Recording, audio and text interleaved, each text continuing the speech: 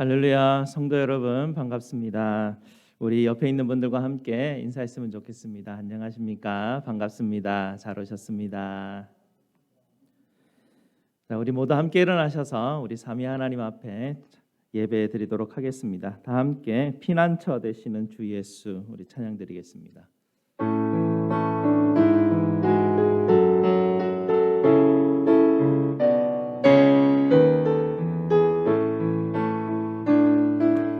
피난처 되시는 주 예수 영원한 승리의 왕 주님의 얼굴을 구할 때 주의 빛 비추시네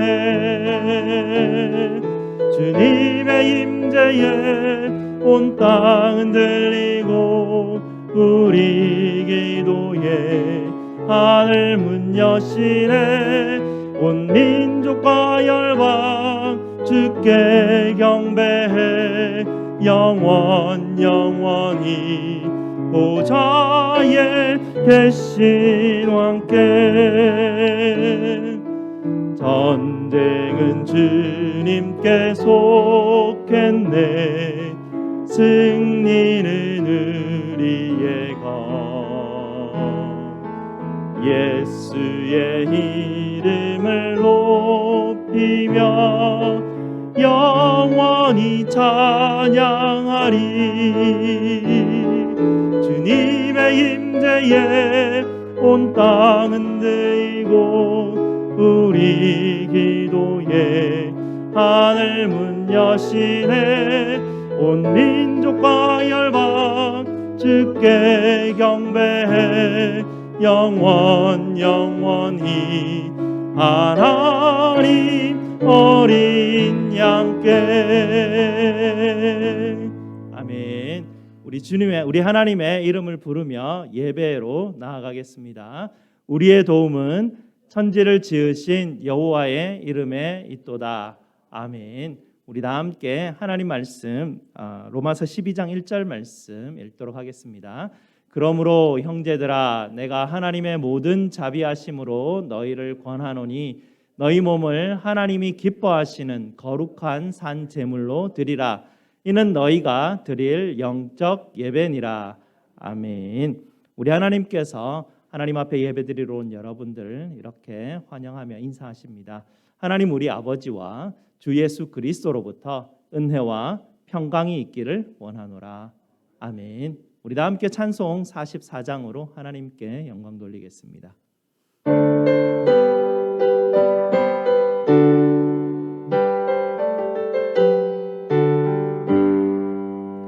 지난 일의 동안에 예수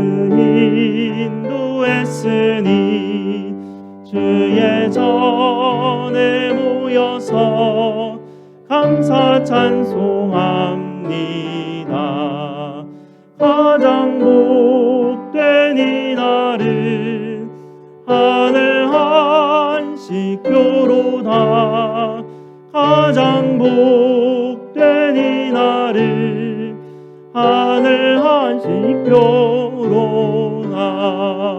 주의 공로 힘입어 은혜 주심 빌 때에 화목하게 하시고 죄를 벗겨주소서.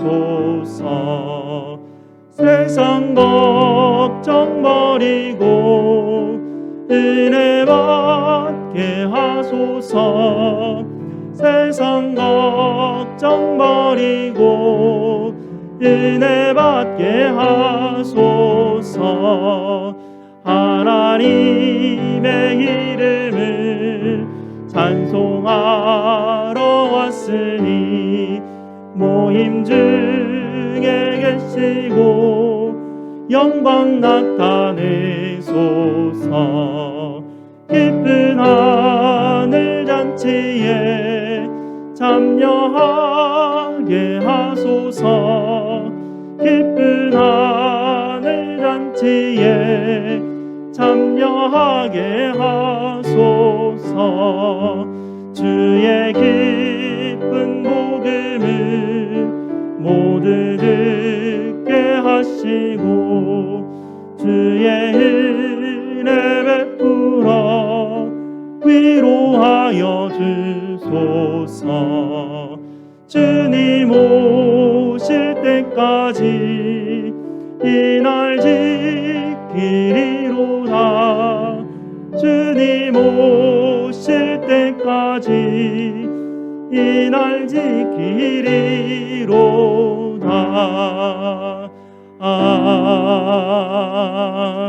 아멘. 다 함께 앉으셔서 하나님께서 우리에게 주신 약속의 계명을 함께 합독하도록 하겠습니다. 하나님이 이 모든 말씀으로 말씀하여 이르시되 나는 너를 애굽 땅 종되었던 집에서 인도하여 낸 내 하나님 여호와니라. 제1은 너는 나 외에는 다른 신들을 네게 두지 말라. 제2는 너를 위하여 새긴 우상을 만들지 말고 또 위로 하늘에 있는 것이나 아래로 땅에 있는 것이나 땅 아래 물속에 있는 것의 어떤 형상도 만들지 말며 그것들에게 절하지 말며 그것들을 섬기지 말라. 제3은 너는 내 하나님 여호와의 이름을 망령되게 부르지 말라. 제4는 안식일을 기억하여 거룩하게 지키라. 제5는 내 부모를 공경하라. 제6은 살인하지 말라. 제7은 간음하지 말라.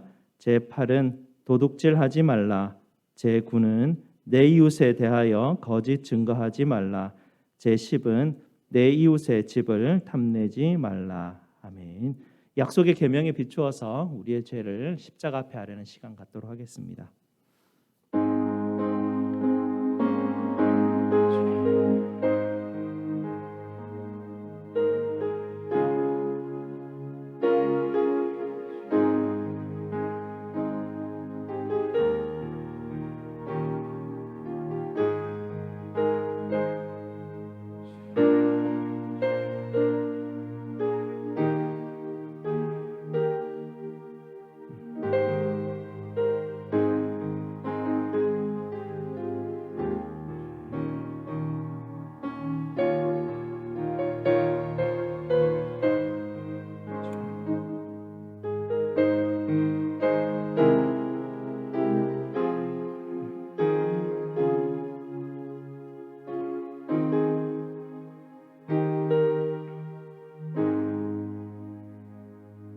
사랑과 은혜가 풍성하신 우리 아버지 하나님 감사합니다. 죄악된 세상 아래서 죽을 수밖에 없는 저희들에게 십자가의 은혜 베풀어 주셔서 아버지의 친백성 되게 하시니 감사를 드립니다. 이 시간도 아버지 앞에 예배드리러 나오며 십자가에 못 박혀 죽으신 우리 예수님만을 의지합니다. 우리 주님의 죽으심과 함께 저희도 주님과 함께 십자가에 못 박혔음을 믿습니다. 죽은 자 가운데서 일으키시는 아버지의 놀라운 사랑과 은혜도 믿습니다. 아버지 앞에 예배드리는 모든 성도들의 심령 가운데 오직 십자가에 달리신 예수 그리스도만이 저희의 중심이 될 수 있도록 주님 인도하여 주시옵소서.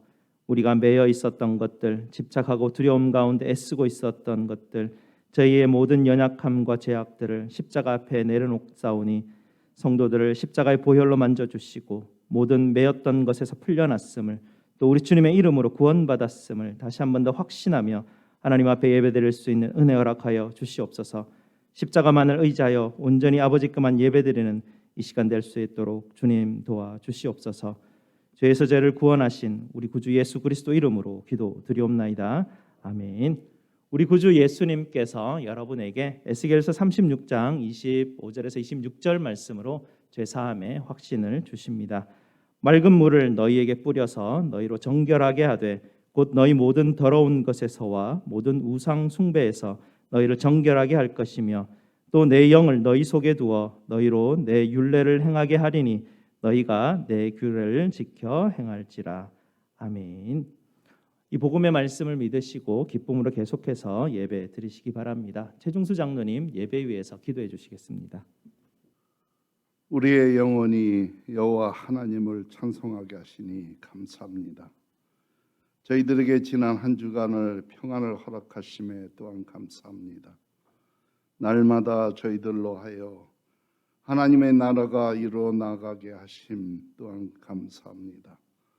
거룩하신 하나님을 만나기 위하여서 주님의 전으로 찾아 나오게 하시니 하나님 감사합니다. 존귀와 영광을 받으옵소서. 저희들의 예배를 통하여 하나님께 영광 돌리게 하시며 저희들이 감사를 통하여 하나님의 축복의 역사가 저희 안에 일어나게 날 수 있도록 함께하여 주시기를 원합니다. 하나님이시여, 저희들이 하나님 나라를 위하여 헌신할 수 있는 축복을 허락하여 주시옵소서. 죽도록 충성하라 그리하면 주님께서 생명의 면류관을 주신다고 약속하셨사오니 그것을 위하여 크신 은혜로 함께하여 주시옵소서. 저희들이 발길이 닿는 곳마다 하나님의 나라가 확장되게 하소서. 저희들의 입술로 인하여서 주님이 증거될 수 있도록 함께하여 주시옵소서. 저희들에게 주님이 증인이 될 수 있도록 권세와 권능을 허락하시사 저희들로서 세상에 주님의 증인이 될 수 있는 복이 임하게 하여 주시옵소서. 하나님의 백성으로 거룩하게 살아갈 수 있는 복이 더하여 주시옵소서. 주님의 피로 값지고 세우신 우리 교회를 위하여 기도합니다. 저희 교회가 주님의 몸으로 합당하도록 은혜를 더하여 주시옵소서. 이 지역사회의 구원의 방주의 역할을 온전히 감당할 수 있게 하시어서 꺼져지는 성령의 불길이 다시금 살아있는 교회가 되게 하여 주시옵소서. 주님의 삶을 본받아 따르는 교회가 되어 세상을 변화시키는 역할을 감당할 수 있는 교회가 되게 하여 주시옵소서. 믿음과 사랑과 소망이 가득하여 하나님을 경외하고 이웃을 사랑하여 믿는 자들의 본이 되게 하여 주시옵소서. 세상의 빛이 되게 하옵소서. 말씀에 충만하게 하옵소서. 성령이 충만하게 하시오며 은혜 충만함으로 날로 부흥되는 교회와 성도들이 되게 하여 주시옵소서. 사랑하는 자녀들이 말씀 안에서 잘 양육되게 하옵소서. 오늘도 말씀을 전하시는 정 목사님 세우셨사오니 하나님께서 어린이들에게 꼭 전해야 할 말씀을 준비하여 주셔서 전할 수 있는 은혜가 임하게 하여 주시옵소서. 저희 모두에게 말씀하시기를 원하시는 하나님 아버지께서 저희들을 위하여 김승현 목사님 다인에 세우셨습니다. 저희들에게 주님의 말씀을 대언하실 때에 크신 은혜를 더하여 주시옵소서. 저희들에게 어리석고 둔한 지각을 열어주시어서 그 말씀으로 인하여 세상을 이길 수 있게 하시고 더 나아가 우리의 한 주간의 삶을 통하여서 주님만 영광 돌릴 수 있는 저희 믿음의 생활들이 되게 하여 주시옵소서.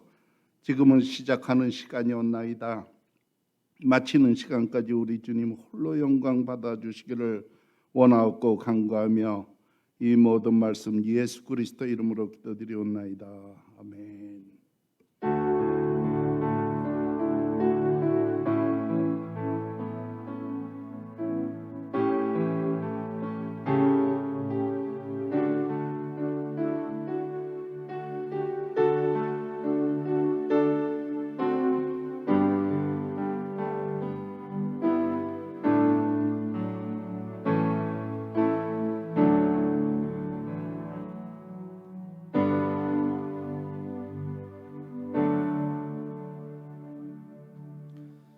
은혜가 힘입니다 라는 제목으로 샤론 찬양대에서 영상으로 찬양드리겠습니다.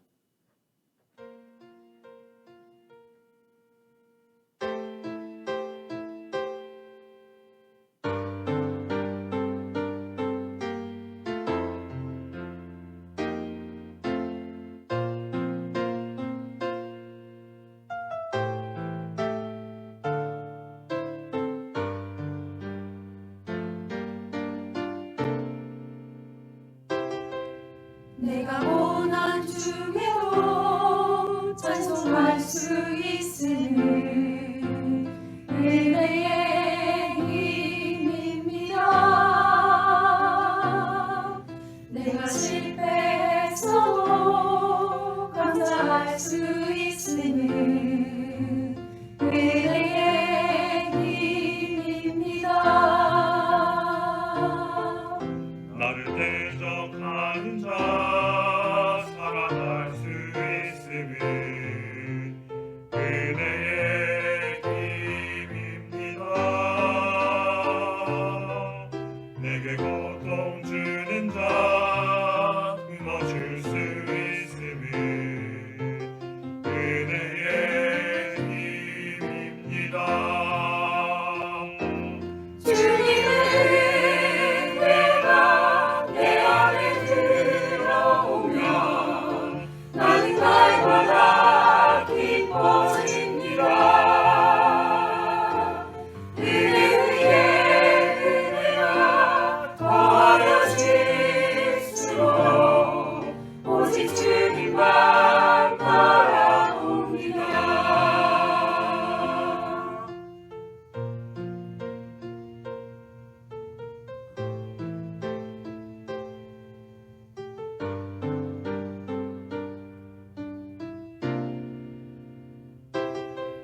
내가 가지고 없어도 행복할 수 있음은 은혜의 힘입니다. 낮고 천한 나에게 주의 능력 있음은 은혜의 힘입니다. 값지 못할 때때려 고심할 수 있음은 은혜의 힘입니다. 나의 생명 다하여 사명 감당한 것도 은혜의 힘입니다. 주님의 은혜가 내 안에 들어오면 모든 염려가 사라집니다. 은혜 위에 은혜가 더하여질수록 견디고 이길 힘이 생깁니다. 주님의 은혜가 내 안에 들어오면 나는 날마다 기뻐집니다. 은혜 위에 은혜가 더하여질수록 오직 주님만 바라봅니다. 은혜 위에 은혜가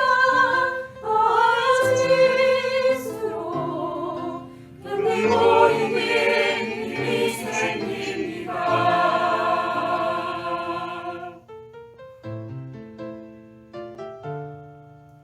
오직 주님만 바라봅니다.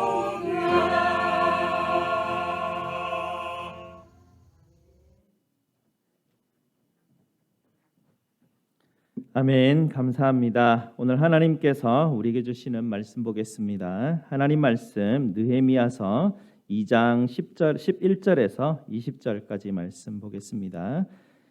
오늘 말씀 구약 성경 728페이지 느헤미야 2장 11절에서 20절 말씀입니다. 다 찾으셨으면 오늘 말씀 저와 함께 교독하시고 마지막 절은 함께 읽도록 하겠습니다. 내가 예루살렘에 이르러 머무른 지 사흘 만에 내 하나님께서 예루살렘을 위해 무엇을 할 것인지 내 마음에 주신 것을 내가 아무에게도 말하지 아니하고 밤에 일어나 몇몇 사람과 함께 나갈새 내가 탄 짐승 외에는 다른 짐승이 없더라. 그 밤에 골짜기 문으로 나가서 용종으로 본문에 이르는 동안에 보니 예루살렘 성벽이 다 무너졌고 성문은 불탔더라. 앞으로 나아가 샘문과 왕의 못에 이르러서는 탄 짐승이 지나갈 곳이 없는지라. 그 밤에 시내를 따라 올라가서 성벽을 살펴본 후에 돌아와서 골짜기 문으로 들어와 돌아왔으나 방백들은 내가 어디 갔으며 무엇을 하였는지 알지 못하였고 나도 그 일을 유다 사람들에게나 제사장들에게나 귀족들에게나 방백들에게나 그 외에 일하는 자들에게 알리지 아니하다가 후에 그들에게 이르기를 우리가 당한 공경은 너희도 보고 있는 바라. 예루살렘이 황폐하고 성문이 불탔으니 자 예루살렘 성을 건축하여 다시 수치를 당하지 말자 하고 또 그들에게 하나님의 선한 손이 나를 도우신 일과 왕이 내게 이런 말씀을 전하였더니 그들의 말이 일어나 건축하자 하고 모두 힘을 내어 이 선한 일을 하려 하매 호론 사람 산발락과 종이었던 암몬 사람 도비아와 아라비아 사람 게셈이 이 말을 듣고 우리를 업신여기고 우리를 비웃어 이르되 너희가 하는 일이 무엇이냐 너희가 왕을 배반하고자 하느냐 하기로 다 같이 내가 그들에게 대답하여 이르되 하늘의 하나님이 우리를 형통하게 하시리니 그의 종들인 우리가 일어나 건축하려니와 오직 너희에게는 예루살렘에서 아무 기업도 없고 권리도 없고 기억되는 바도 없다 하였느니라. 아멘. 말씀 위에서 함께 기도하시겠습니다. 하나님 아버지 감사합니다.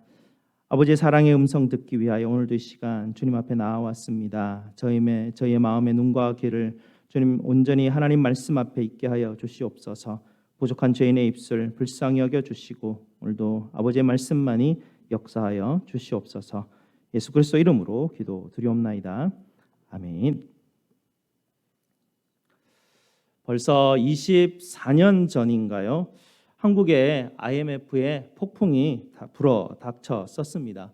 하루아침에 많은 아버지들이 직장을 잃어버리고 열심히 일구어왔던 사업장들을 잃어버리는 참으로 비통한 일들이 있었습니다. 그때 많은 아버지들이 밤잠을 이룰 수 없는 정말 어려운 시기였었습니다. 밤에 잠이 오지 않아서 길거리에 나와 있던 그리고 눈물을 흘렸던 그런 우리의 아버지들 참 많았었습니다.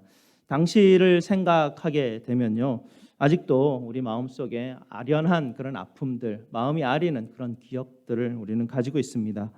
아마 여러분들도 이민 와서 이 땅에서 삶을 살아가는 동안 비슷한 경험들, 마음이 힘들고 어렵고 절망 가운데 있어서 밤잠을 이루지 못하였던 적들이 많으셨을 것입니다. 오늘 본문을 읽으면서 이전에는 볼 수 없었던 그런 장면들이 제 눈에 띄게 되었는데요. 바로 느헤미야가 밤에 예루살렘의 무너진 성벽을 바라보는 바로 이 장면이었었습니다. 바벨론에 있을 때에도 바벨론에서 이 소식을 들었을 때만 해도 마음이 애이는 아픔으로 눈물을 흘리고 며칠 동안 금식하면서 기도하였던 그 느헤미야가 아니었습니까? 그가 직접 예루살렘에 돌아와서 무너진 성벽들을 바라보면서 또 힘이 축 빠져 있었던 먼저 귀환했던 그 사람들을 보면서 그의 마음이 어떠하였을지 아마 충분히 짐작할 수 있을 것 같습니다. 느헤미야도 이렇게 밤에 일어나 다니는 것 보니 참 밤잠을 이루기 힘든 어려운 시기를 느헤미야가 보내고 있구나. 그래서 느헤미야가 밤에 일어나서 나귀를 타고 무너진 성벽들을 따라서 지금 쭉 걷고 있는 그런 장면입니다. 당시 예루살렘 상황이 매우 좋지 않았었습니다. 외부적으로는 주변 부족들이 호시탐탐 이 유대인들, 이스라엘 백성들이 예루살렘 성벽을 짓지 못하도록 계속 방해하고 있는 그런 상황이었고요. 내부적으로는 1차 교환했던 사람들, 2차 교환했던 사람들, 이미 그 예루살렘 성전에 예루살렘에 이미 남아서 계속 살아있던 사람들, 그리고 지금은 3차로 느헤미야와 함께 돌아왔던 사람들, 이 사람들이 함께 어우러져서 참 무언가 하기 굉장히 힘들었던 그런 상황들이었습니다. 이런 내부적 상황과 외부적 상황 가운데서 과연 예루살렘 성벽을 나는 재건할 수 있을 것인가? 느헤미야가 많은 고민이 있었던 것 같습니다. 단지 이 성벽만을 재건하는 것이 문제가 아니었었습니다.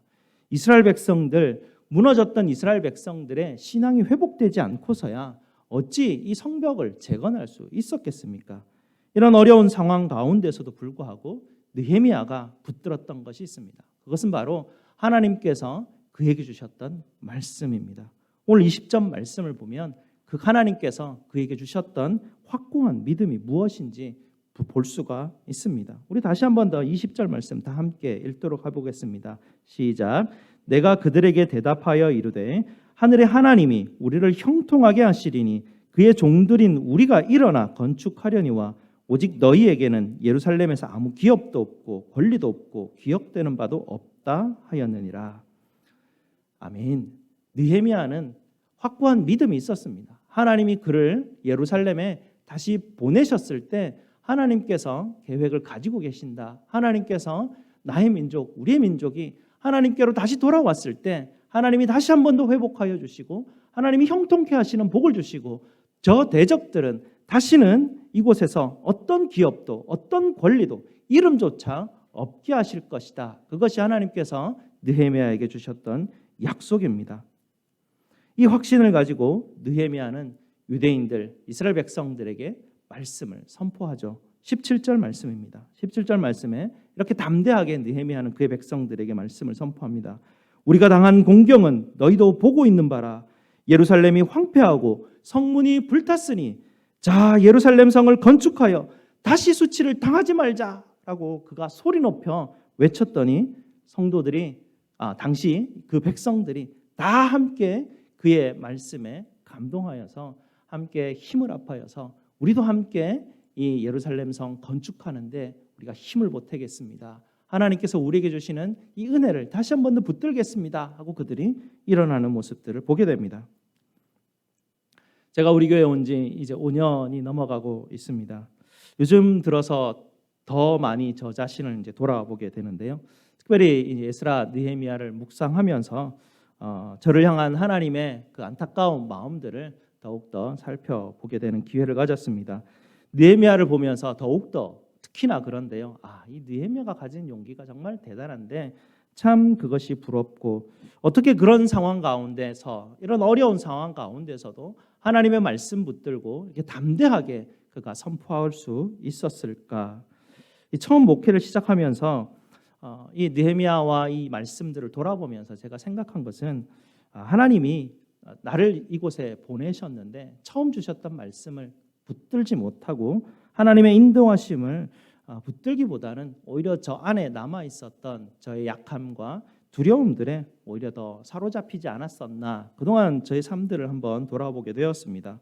소극적이고 두려움 많은 성격이다라고 이야기하면서 그런 성격 뒤에 숨어서 문제를 뭔가 해결하려고 사람을 자꾸 쫓아다니면서 목회를 하지 않았나 그런 생각들을 한번 돌아보게 됩니다. 최근에 와서 이제 저도 조금씩 알아지는 사실들인데요. 이런 저의 모습을 사실은 저만 모르고 있었던 것 같습니다. 많은 분들이 제일장로교 김 목사는 어떤 사람이야라고 이제 다 알고 있는 것 같더라고요. 저의 모습들을 바라볼 때 사람들에게 비춰졌던 하나님의 목회, 하나님의 종의 모습이 담대하고 하나님의 이름에 영광을 드러내는 것이 아니라 참 부끄러운 모습들만 들어보게 되었구나. 코로나 시기를 통하여서 하나님께서 저에게 보여주시는 모습들은 참 부끄럽고 하나님 앞에 서기 참 부끄러운 그런 모습들이었습니다. 하지만 이렇게 또 돌아보면 부족한 목사이지만 우리 성도들이 저를 또 기다려주고 인내해 주시고 또 함께 기도해 주셔서 이렇게 하나님께서 또 저의 마음을 움직여 주시고 말씀으로 또 돌아보고 깨닫게 해주시는 그런 기회였던 것 같습니다. 성도 여러분, 지난번에도 말씀드렸듯이 내년이면 우리 교회가 30주년을 맞이합니다. 이민교회에서 교회를 하나님께서 이곳에 세우시고 30년 동안 이곳에서 하나님께서 우리에게 기회를 주셨습니다. 이 30주년을 계기로 해서 우리 교회가 다시 한 번 더 힘을 냈으면 좋겠습니다. 우리 공동체 안에 상한 부분이 무엇인지, 약한 부분이 무엇인지 우리 스스로를 다시 한 번 더 돌아보고 30년 동안 우리가 이뤄놓은 일들 가운데 하나님 앞에 회개하지 못한 것 있으면 우리가 내려놓고 다시 돌아보면서 하나님 앞에 부끄러워하고 사람들 앞에 부끄러워하면서 정말 하나님 우리 교회를 회복시키시옵소서 함께 기도하셨으면 좋겠습니다. 아멘. 그래서 우리 교회 공동체 성벽이 다시 든든히 건축되어서 하나님의 잃어버린 양들이 다시 돌아와서 우리 교회로 다시 돌아와서 우리 교회가 더욱더 하나님의 증인되는 교회로, 하나님의 복음 전파의 그 일로 인하여서 세워지는 교회로 하나님께서 우리를 사용하시기를, 주님께서 우리를 붙드시기를 계속해서 기도하며 노력해 보시기를 바랍니다. 다시 한번 우리 교회가 회복의 은혜를 주님께서 주시기를 주님의 이름으로 축복드립니다. 아멘. 그러면 어떻게 하면 우리 교회의 이 무너진 성벽들을 다시 한 번 더 건축하여서 하나님의 잃어버린 양들이 우리 교회로 돌아오게 할 수 있을 것인가? 그 비결은 무엇인가? 그것을 오늘 말씀을 보면서 한번 보았으면 좋겠습니다. 느헤미야에게는 하나님이 예루살렘을 위하여서 무엇을 해야 할 것인지 주신 것이 있었습니다. 그것이 바로 오늘 11절 12절 말씀에 보면 예루살렘을 위하여 무엇을 줄 것인지 하나님이 내게 주신 것이 있다라고 그렇게 말씀하고 있습니다. 그것이 무엇이겠습니까? 이 하나님이 느헤미야에게 주셨던 이 말씀은 복음이었고요. 그 복음이 분명하게 드러난 사건이 예수님께서 이 땅에 오신 사건이었습니다. 가장 구체적으로 말한다면 하나님께서 그에게 주셨던 것은 바로 예수 그리스도의 터입니다. 그 터 위에 예루살렘의 성벽을 재건하라고 하나님께서는 그에게 명령하셨던 것입니다. 예수님께서 우리에게 말씀하셨던 두 건축자의 비유가 있지 않습니까? 두 명의 건축자가 있는데 한 명은 모래 위에 집을 지었다가 비가 오고 창수가 나고 바람이 부니 집이 완전히 무너져 버리는 그런 건축자가 한 명 있었고요. 또 다른 건축자는 집을 반석 위에 지었는데 비가 오고 창수가 나고 바람이 불었지만 전혀 무너지지 않는 그런 집을 짓는 사람이었습니다. 모래 위에 집을 짓는 것은 우리의 옛 모습을 보여주는 비유입니다. 우리 모두는 모래 위에 집 짓는 그런 인생을 살던 사람들이었습니다.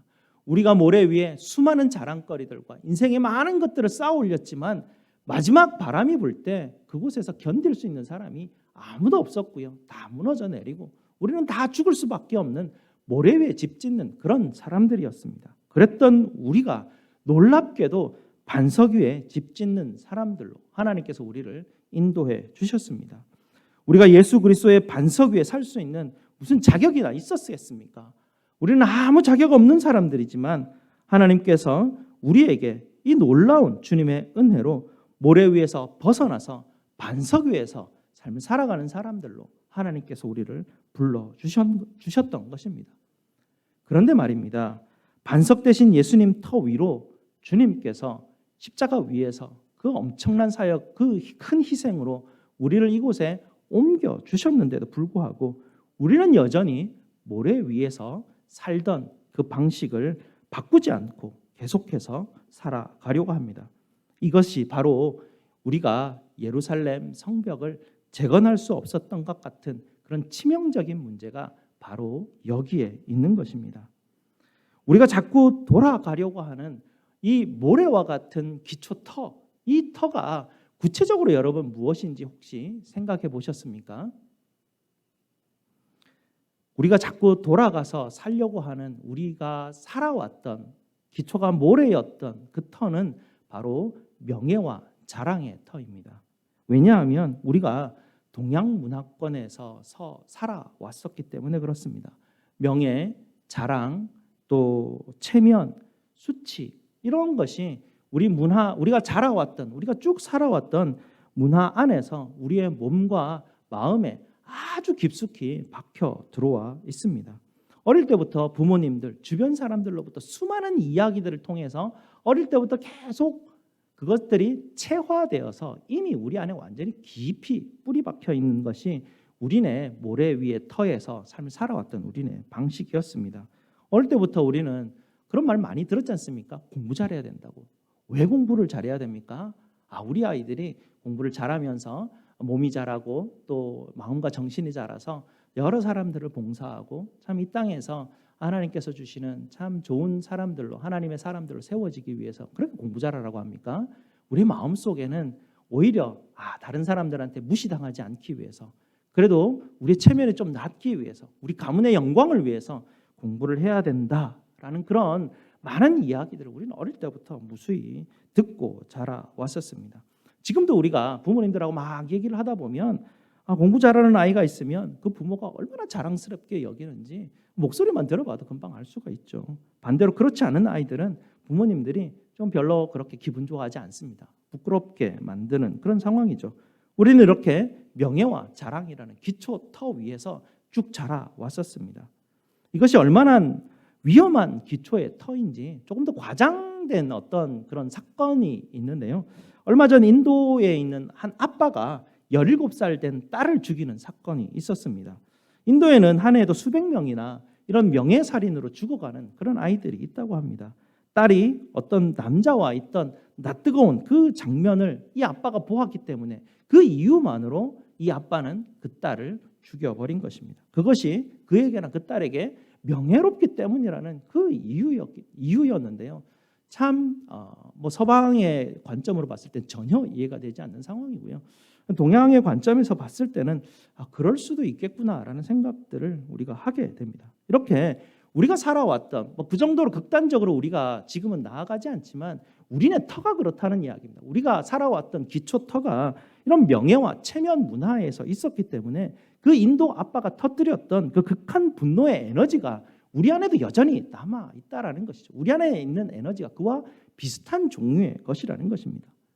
다들 이야기합니다. 한국 남자의 자존심은 절대로 건들면 안 된다라는 이야기를 하죠. 왜냐하면 이 주체 없는 분노의 현상들을 우리가 쭉 살면서 경험해 왔기 때문에 남자 자존심은 웬만하면 건드리지 마라라는 그런 이야기입니다. 누구라도 자기 자존심에 상처를 입으면 그 사람의 모욕을 준 사람을 우리 한국 사람들은 절대로 용서하지 않습니다. 평생을 끌고 가면서 그 사람을 어떻게 해서든지 이 모욕받은 것을 안갚음하려고 하는 것이 우리네가 살아왔던 기초터인 것입니다. 각자마다 자기의 체면, 명예, 포인트가 다 다르지 않습니까?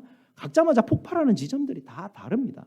이런 기초터를 가지고 우리가 함께 교회 공동체를 세워갈 때 우리가 이 모래 위에 섰던 그곳에서 벗어나서 예수 그리스도의 터 위로 옮겨오지 않으면 절대로 교회는 세워질 수 없는 것입니다.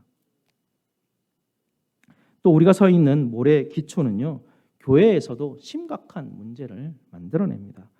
예수의 반석 위에 서 있어야 될 교회가 명예나 자랑이나 체면이나 수치 문화를 기초로 한 그런 그 기초 위에 교회가 세워진다면 어떤 일이 일어나겠습니까? 특별히 한국 교회는요, 직분에 대해서 명예라는 것과 우리네 문화와 너무나 깊이 관련이 되어 있는데 이런 명예라는 것과 너무 깊숙이 관련이 되어 있습니다. 교회 직분이 봉사 직분이라는 것을 우리가 다 알고 있지만 그래도 우리 한국 사람 몸과 마음에 체화된 이런 명예라는 그런 터는요, 교회 직분조차도 봉사가 아니라 명예라고 생각하도록 그렇게 우리를 만들어버립니다. 오죽하면 한국에 있는 감리교회와 침례교가 장로 직분을 만들기까지 하지 않았겠습니까? 장로교 사람들이 장로직을 얼마나 명예와 자랑으로 생각했으면 장로 제도가 전혀 없는, 장로 제도가 없습니다. 감리교나 그 침례교 같은 경우에는. 그런데 한국 교회는 장로를 세웁니다. 그 교회에서. 그것이 무엇을 뜻하는 것이겠습니까? 개혁주의를 포방하는 우리 교단은 교회에는 봉사직만 있지 명예직이 없다라는 사실을 교단 헌법에 분명하게 명시를 하고 있습니다. 이렇게 교단에서 강제적으로 금지하는데도 불구하고요, 지교회는 그것을 듣지 않습니다. 교회 현실을 모른다 하면서 명예직을 세우죠. 명예권세도 세우고 명예집사도 세우게 됩니다. 명예장로도 세우게 되죠. 왜냐하면 성도들이 아무리 여기서 복음을 전해도 성도들이 예수 그리스도의 복음의 터 위로 옮겨오지 않는 것입니다. 계속 예수 믿는다고 하면서 예수 그리스도의 그 기초 터 위에 옮겨오지 않고 계속 모래 터 위에 옮겨서 모래 위에서 계속 살아가려고 하니 교회를 운영은 해야 되고 목회자들이 결국에는 그것을 바라보면서 두려워하면서 그들을 따라가 버리는 것 아니겠습니까? 교회는 모래 위에 절대로 세워질 수 없습니다. 하나님의 교회는 오직 그리스도의 반석 위에만 세워질 수 있습니다. 성도 여러분, 이제 우리가 모래 위에 교회 세우는 것 이제 그만합시다. 이제는 그리스도의 반석 위에 우리의 교회를 새롭게 세워갑시다. 아멘. 저와 여러분이 정말 다짐해야 될 것은 우리가 더 이상 모래 위에 세우는 그런 일들을 우리는 버리고 이제는 반석 위로 올라왔으니까 반석 위에서 벽돌 하나하나 하나님께서 우리를 지체 삼아 주셨으니 함께 예수 그리스도의 터 위에서 교회를 세워가야 된다. 우리 정말 다짐하고 또 다짐해야 됩니다. 왜냐하면 우리의 몸과 마음 너무나 모래 위에 기초에 우리가 너무나 많이 깊숙이 관여되어 있고 우리의 몸이 너무나 자동적으로 습관화되어 있기 때문에 그렇습니다. 로마서 8장 12절 14절 말씀 한번 찾아보겠습니다. 로마서 8장 12절과 14절 말씀입니다. 신약성경 249페이지입니다. 신약성경 249페이지 로마서 8장 12절에서 14절 말씀입니다. 아주 중요한 말씀입니다. 다 찾으셨으면 다 함께 읽도록 하겠습니다. 시작. 그러므로 형제들아 우리가 빚진 자로 돼 육신에게 져서 육신대로 살 것이 아니니라. 우리가 육신대로 살면 반드시 죽을 것이로되 영으로서 몸의 행실을 죽이면 살리니 무릇 하나님의 영으로 인도함을 받는 사람은 곧 하나님의 아들이라. 아멘. 모래 위의 삶, 명예, 자랑, 체면, 수치 문화는 육신대로 살아가는 것입니다. 이것은 육신대로 살아가는 그런 삶의 방식들입니다. 이 길을 계속 걸어가면 어떻게 됩니까? 결국 사망의 길입니다. 죽음의 길입니다. 나는 예수 믿습니다라고 아무리 말해도 소용없습니다. 내가 모래 위에 계속해서 걸어간다면 그 길은 그냥 사망의 길이고 죽음의 길인 것입니다. 하지만 그러나 영으로서 몸의 행실을 죽이는 것, 그것이 바로 사는 길이라고 복음이 우리에게 가르쳐주고 있지 않습니까? 그것이 바로 반석 대신 그리스도를 통하여서 모래 위에 살았던 우리의 삶의 행실들을 죽이는 행동들입니다. 그럼 우리의 행실은 어떻게 해서 죽일 수 있겠습니까? 누군가 여러분의 체면을 깎아내리고 자존심 상하게 할 때, 수치스럽게 할 때 엄청난 분노가 일어나죠. 굉장한 엄청난 내 마음의 감정들이 막 솟아칩니다. 그럴 때 우리가 모래 위에 서 있던 그런 삶의 방식으로 반응하는 것이 아니라 어떻게 하면 반석 위의 삶의 방식으로 반응할 것인가를 생각해 보아야 됩니다. 뭘 생각해야 됩니까? 반석 위에, 반석이 누구입니까? 예수 그리스도. 예수 그리스도의 터 위에 십자가에서 달리셔서 나를 대신해서 나를 위해서 수치를 당하시고 명예를 다 버리셨던 예수님 생각하는 것입니다. 예수님이 나 대신해서 나를 위해서 지금 내가 당하는 이 수치보다 이 모욕보다 더 엄청난 수치와 모욕과 명예를 다 버리셨는데 내가 뭐 이까짓 것 가지고 이렇게 내가 난리를 치고 이럴 거겠냐. 내가 예수님과 함께 십자가에 못 박혀야 되는구나. 그렇게 고백하고 나아가는 것이 반석 위의 삶입니다. 모래 위의 삶은 계속해서 내가 살아왔던 방식대로 살아가는 것입니다. 그러니 영으로서 예수의 십자가로 말미암아서 내 행실을 하나씩 하나씩 죽여가는 것, 그것이 바로 오늘 말씀처럼 하나님의 영으로 인도받는 사람입니다. 그 사람이 바로 하나님의 아들입니다. 모래 위에 서 있으면 내가 하나님의 아들이라고 아무리 주장해도 하나님의 아들이 아닌 것이죠. 반석 위로 자꾸만 돌아오고 내 행실을 자꾸 죽이고 내 모든 삶의 기초를, 우리 교회 공동체의 기초를 예수 그리스도의 반석 위에 세울 때에만이 우리가 하나님의 영으로 인도함을 받는 것이고 하나님의 아들이라 칭함을 받게 되는 것입니다.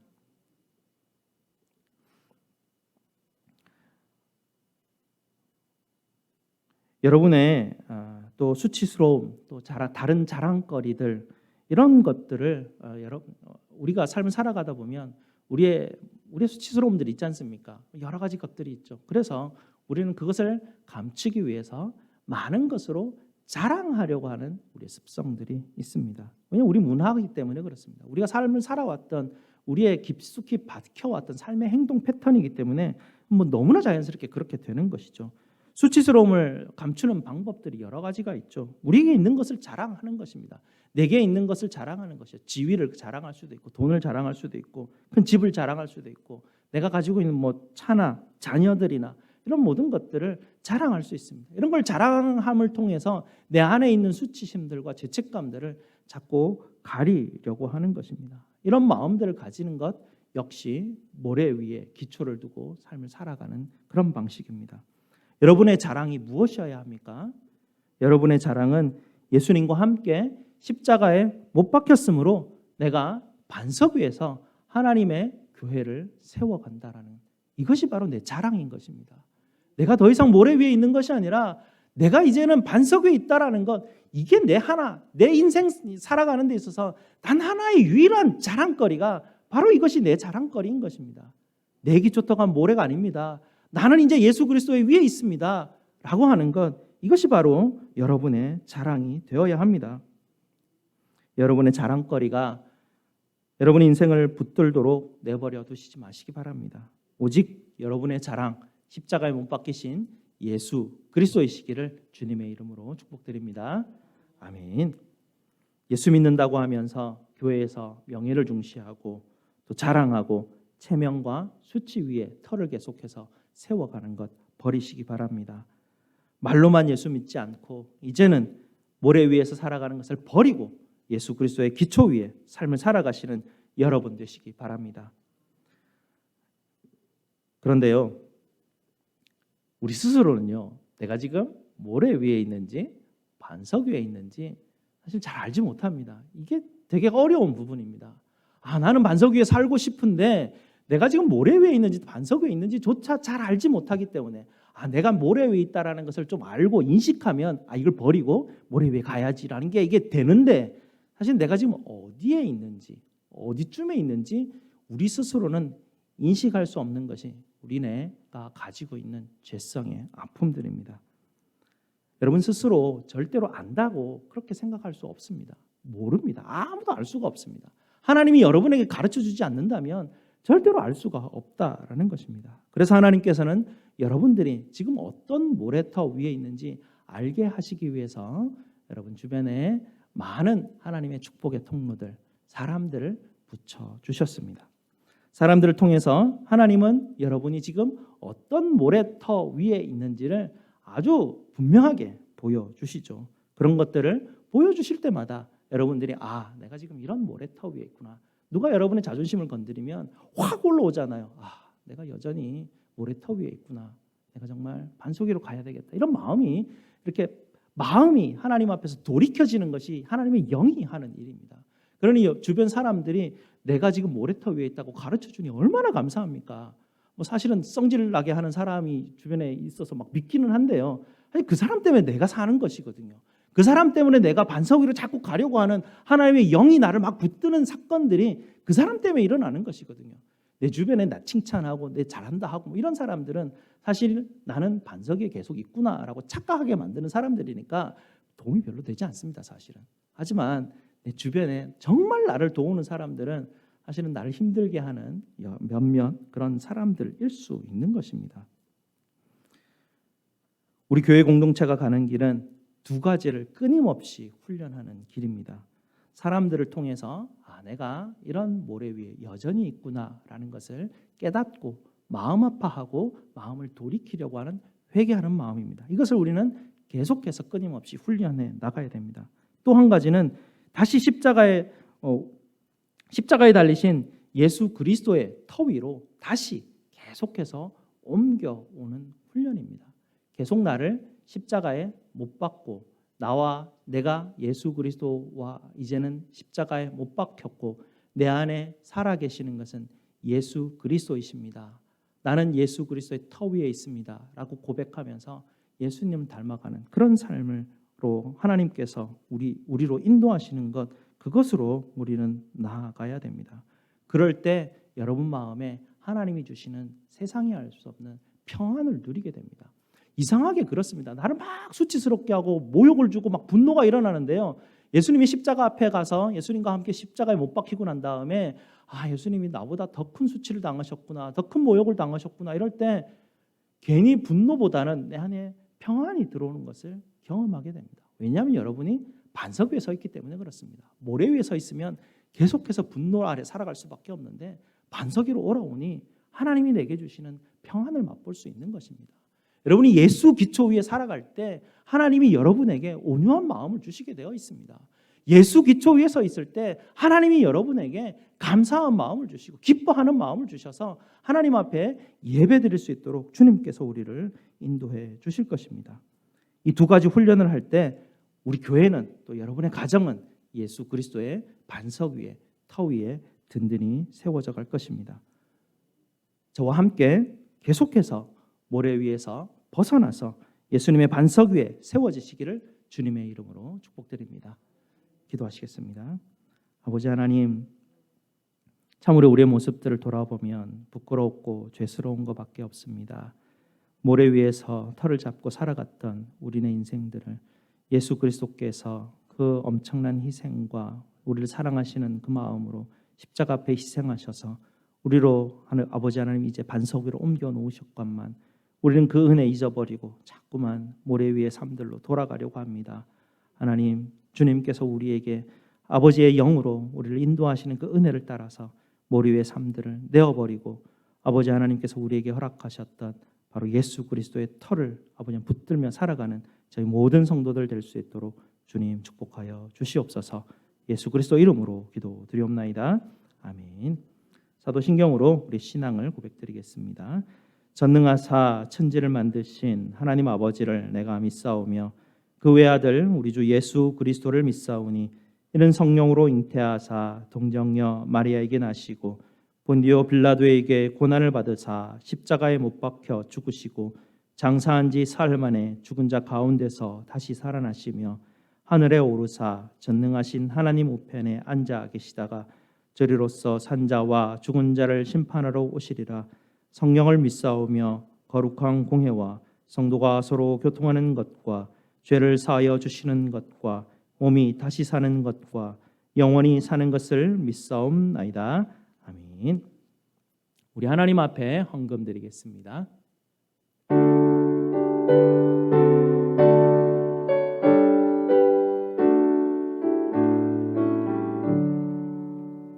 내게 있는 모든 것을 아낌없이 드리네.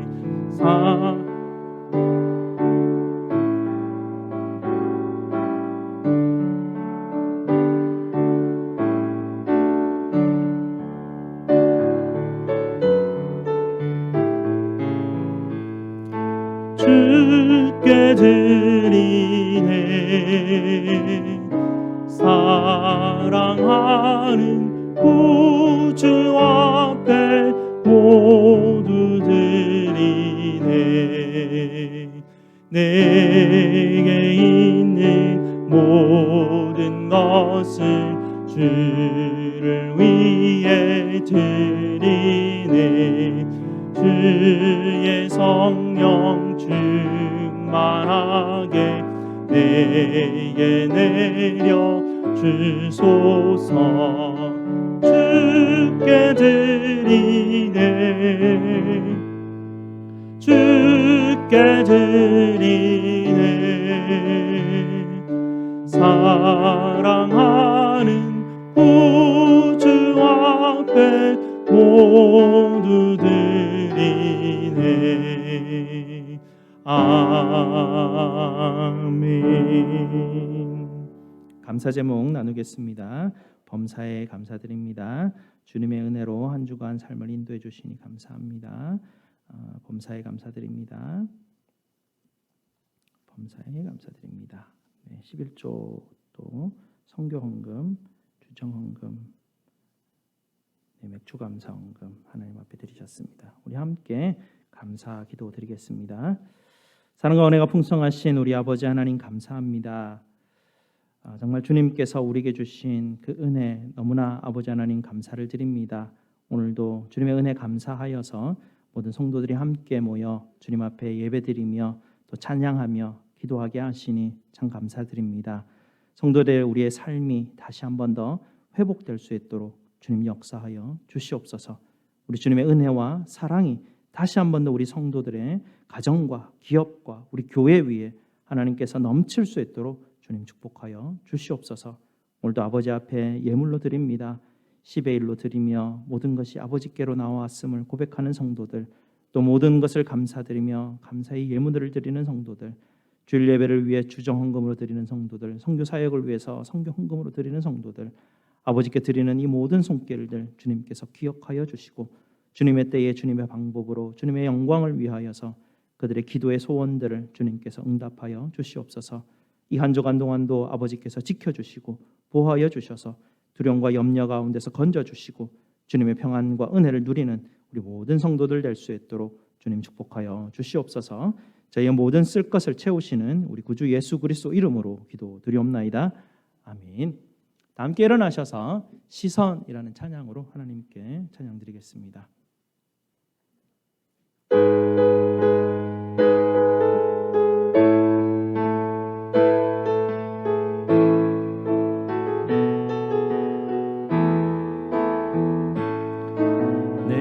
내게로부터 눈을 들어 주를 보기 시작할 때 주의 일을 보겠네.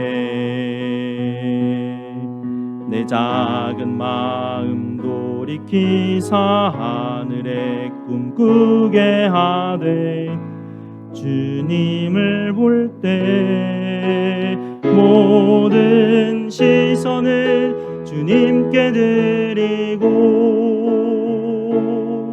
살아계신 하나님을 느낄 때 내 삶은 주의 역사가 되고 하나님이 일하기 시작하네. 성령이 나를 변화시켜 모든 두려움 사라질 때 주의 일을 보겠네. 황폐한 땅 한가운데서 주님 마음 알게 되리. 주님을 볼 때 모든 시선을 주님께 드리고 살아계신 하나님을 느낄 때 세상은 주의 나라가 되고 하나님이 일하기 시작한 모든 시선을 주님께 드리고 전능하신 하나님을 느낄 때 세상은 주의 나라가 되고 하나님이 일하기 시작하네. 아멘. 우리 하나님의 복을 선포하도록 하겠습니다. 여호와는 너희에게 복을 주시고 너희를 지키시기를 원하며 여호와는 그의 얼굴을 너희에게 비추사 은혜 베푸시기를 원하며 여호와는 그 얼굴을 너희에게로 향하여 드사 평강 주시기를 원하노라. 아멘.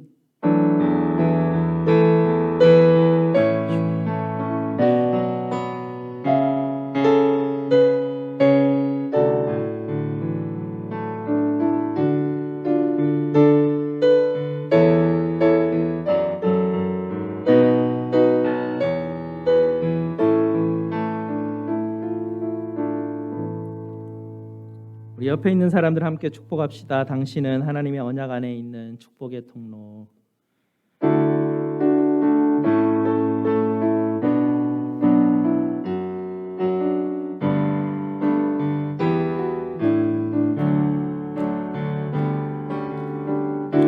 당신은 하나님의 언약 안에 있는 축복의 통로. 당신을 통하여서 열방이 주께 돌아오게 되리. 당신은 하나님의